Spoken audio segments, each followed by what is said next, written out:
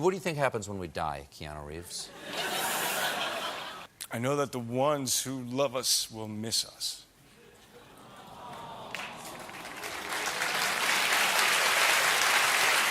Most people see Keanu Reeves as the calm, unshakable figure of Hollywood.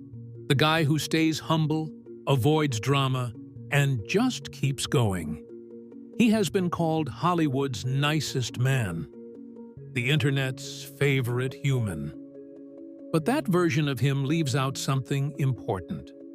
Because behind that quiet presence is a life that didn't go smoothly, didn't stay stable, and didn't give him much room to breathe at all. Long before the Matrix and John Wick, there were losses that hit hard and changes that never really stopped. And once those pieces start to line up, the story shifts. It stops being about success and starts becoming something much heavier. A childhood built on goodbye. Keanu Reeves was born on September 2, 1964, in Beirut, Lebanon. His name, Keanu, means cool breeze over the mountains. It carries a sense of calm and softness. And yet, from the very beginning, peace was the one thing his life refused to offer him. His parents' relationship was already falling apart when he was born. By the time he was 2 years old, his father had disappeared from his life. There wasn't a clear ending, no moment that made sense to a child. Just absence. The kind that sits quietly but keeps growing as the years pass. He saw his father one more time at 13. That meeting didn't repair anything. It didn't answer questions or fill in the missing pieces. It was brief, distant, and final in a way that never needed to be spoken out loud. After that, the gap remained, and it stayed with him. His mother worked hard to keep things together, but life kept shifting around them. The family moved often: Beirut, then Sydney, then New York, and eventually Toronto. Each move meant starting again. New schools, new neighborhoods, new routines.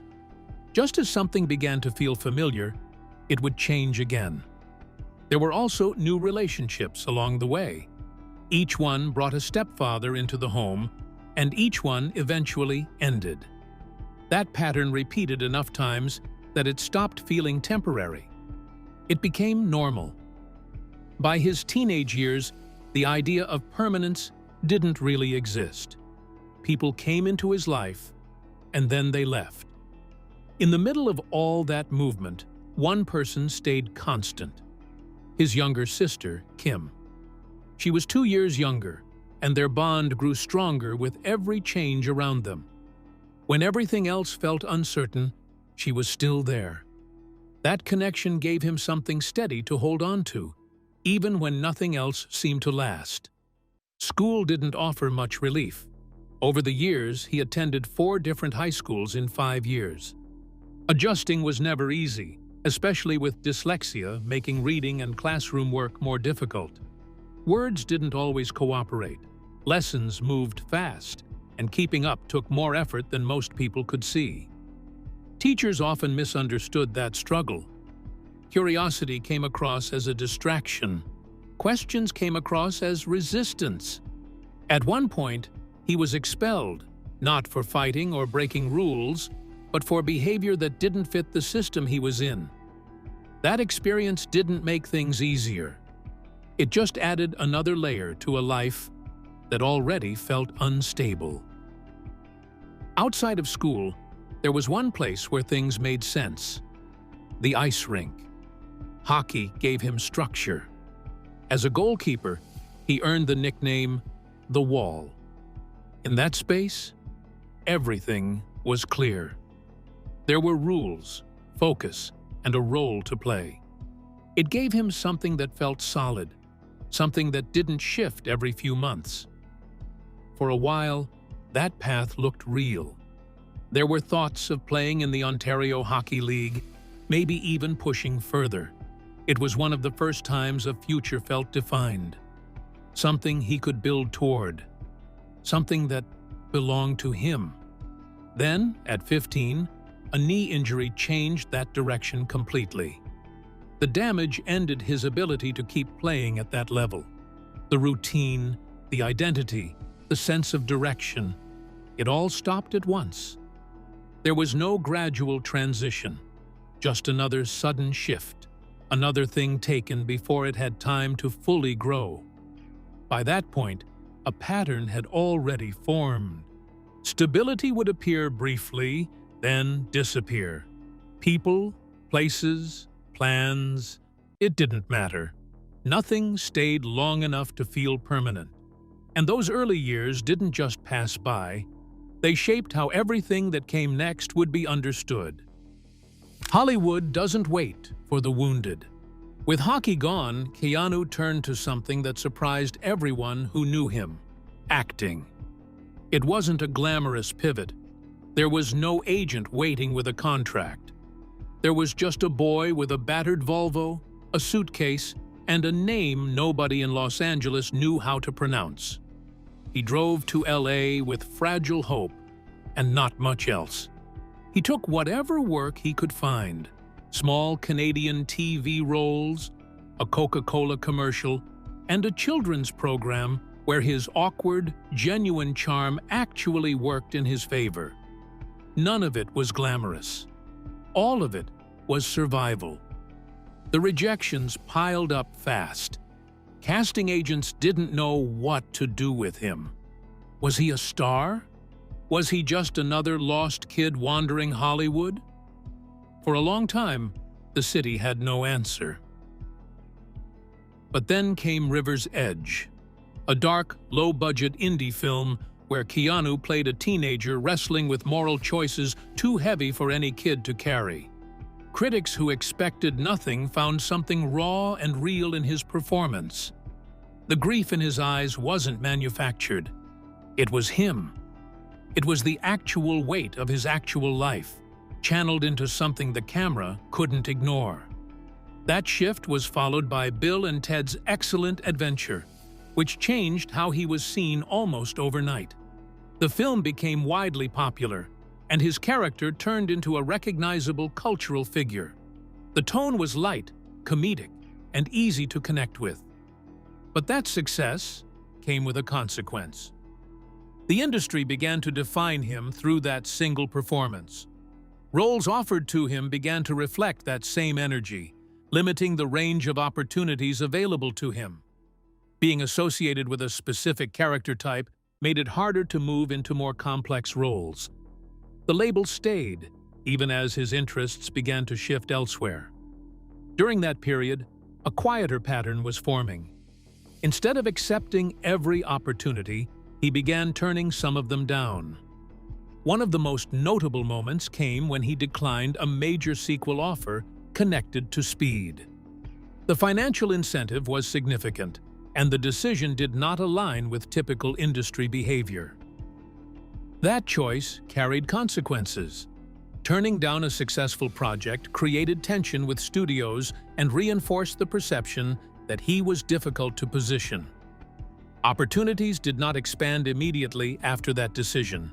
In many ways, they became more limited. What remained consistent was the direction he chose to follow.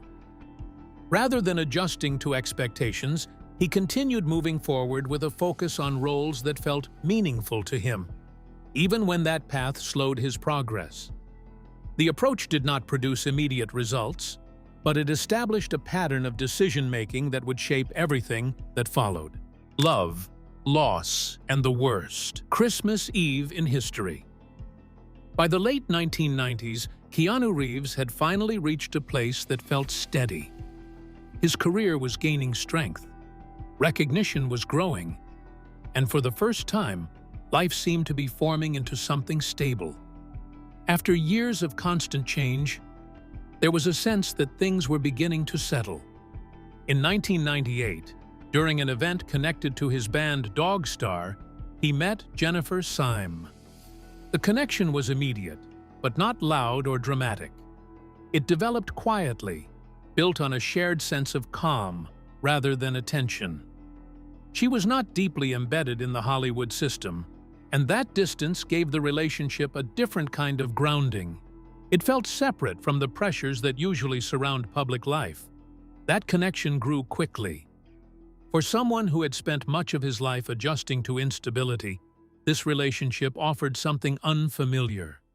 It brought a sense of belonging that had been missing for years. There was structure, emotional closeness, and the beginning of something that felt lasting. By 1999, that sense of stability deepened when Jennifer became pregnant. The idea of starting a family introduced a new direction. It was no longer only about career or personal survival. It became about building something that could continue beyond individual experience. Plans began to form. A home took shape around that expectation. A future started to feel real in a way it had not before. On December 19, 1999, their daughter, Ava Archer Syme Reeves, was born still. The event ended that future instantly. Everything that had been imagined collapsed into a single moment that could not be reversed or understood in simple terms. Preparation had already been made. A space had been created. That absence left behind something difficult to process, not just emotionally but structurally, as it removed a path that had already begun to form. The impact extended beyond the loss itself. It affected the relationship in ways that could not be easily repaired. Grief does not always move in the same direction for two people. It creates distance as often as it creates connection. Over time, the relationship between Keanu and Jennifer began to fracture. They separated, though the emotional link between them did not fully disappear. In April 2001, another event reshaped everything again. Jennifer Syme died in a car accident. The loss added another layer to an already unresolved situation. It was not a separate tragedy. It was connected to everything that had come before, extending the impact of the earlier loss rather than replacing it. At her funeral, Keanu Reeves was present in a way that required no public explanation. The moment did not carry the energy of performance or recognition. It was defined by the weight of events that had unfolded over a short period of time. Public attention existed around it, but it could not capture the full extent of what was being experienced. What remained after these events was not a clear resolution. It was a continuation of absence layered onto previous absence. The structure that had begun to form in his life did not return to its earlier state. It changed permanently. The secret he never told anyone. Here is something you almost certainly didn't know about Keanu Reeves. While he was filming The Matrix, while the world was watching him bend reality and dodge bullets and become one of the most iconic action heroes in cinema history, his sister Kim was fighting leukemia. The situation was serious and extended over a long period, requiring continuous treatment, monitoring, and support. This part of his life was not shared publicly. It was not included in interviews, press appearances, or promotional conversations. There was no attempt to connect it to his rising profile. Instead, it remained private, handled through actions rather than statements. He adjusted his life around her condition. A home was secured near Los Angeles to reduce distance and allow for a consistent presence. Filming schedules were managed in a way that created time for hospital visits and extended periods of support. These adjustments were not explained publicly. They were made quietly, without drawing attention to the reason behind them. Time that could have been spent building momentum in the industry was redirected towards something else. Certain roles were declined. Opportunities that would have added to his visibility were set aside. The decisions were not framed as sacrifices. They reflected a shift in priority shaped by circumstance. Inside hospital rooms, The environment was far removed from the scale and spectacle of film production. The setting was controlled, repetitive, and emotionally demanding in a different way. Long hours were spent in spaces defined by treatment schedules, medical equipment, and uncertainty about outcomes. What stands out in this period is not a single dramatic moment, but consistency, showing up repeatedly, maintaining presence over time, and staying engaged through a process that does not offer immediate resolution. That kind of support requires patience and focus that often goes unnoticed because it does not present itself as a public event. Eventually, Keanu Reeves went into remission. The outcome brought relief, but the process that led to it remained largely unspoken. There was no public statement marking the end of that chapter. No attempt to reframe the experience through media attention. Instead, a different response followed. A charitable foundation was established, focused on supporting cancer research and hospitals. The work was carried out without strong public branding or direct association with his name. Funding moved toward institutions and programs designed to assist patients and families facing similar situations.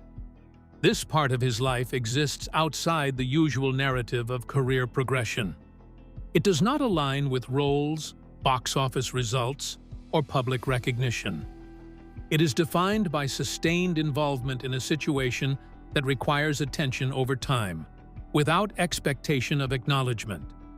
And once that layer is understood, the public image begins to shift, because what appears on screen is only a fraction of what has been shaping his life behind it. River Phoenix and the loss that changed everything. Before the later tragedies, before the relationship with Jennifer Syme, before the loss of Ava, and before the illness that affected his sister, there was a friendship that shaped Keanu Reeves in a lasting way. That friendship was with River Phoenix. They met during the filming of My Own Private Idaho. The connection formed quickly, not through public attention or shared fame, but through something quieter. Both had experienced instability early in life. Both carried a level of emotional awareness that came from growing up under pressure. That similarity created a bond that extended beyond the work they were doing. River Phoenix brought a different kind of presence. His energy was intense, expressive, and difficult to contain. It drew attention naturally, not because it was designed to, but because it carried a sense of urgency. Keanu Reeves, by comparison, moved with a more controlled and grounded rhythm. That difference created balance. One brought intensity, the other steadiness, and together they formed a dynamic that worked both on screen and off. Their collaboration in My Own Private Idaho reflected that balance. The performances carried a sense of authenticity that came from mutual understanding rather than technical execution alone. The work they produced together was shaped by trust, something that allowed both of them to take emotional risks without losing stability. On October 31, 1993, River Phoenix collapsed outside a nightclub in Los Angeles. He was 23 years old.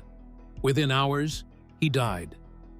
The event was sudden, public, and impossible to process in any immediate way. Keanu Reeves did not respond through public statements or visible expressions of grief. The reaction was quieter. Those close to him observed a shift that was not dramatic, but deeply present. Silence replaced what had once been an open connection. It was not distance in the usual sense. It was a form of withdrawal that followed loss, without clear resolution. What his body had to go through. Most actors have stunt doubles. Keanu Reeves has a philosophy. For The Matrix, he trained in martial arts so intensely that he would finish sessions trembling, drenched in sweat, barely able to stand. The wire work contorted his body in ways that weren't natural. And then came a catastrophic spinal injury so severe that doctors warned him about the possibility of paralysis. He had surgery, fused vertebrae, a neck brace, And before the scars had even fully healed, he was back in training. Then came John Wick, and the demands got worse. He trained with live ammunition until his fingers blistered. He threw himself into judo and jiu-jitsu until his body screamed for rest.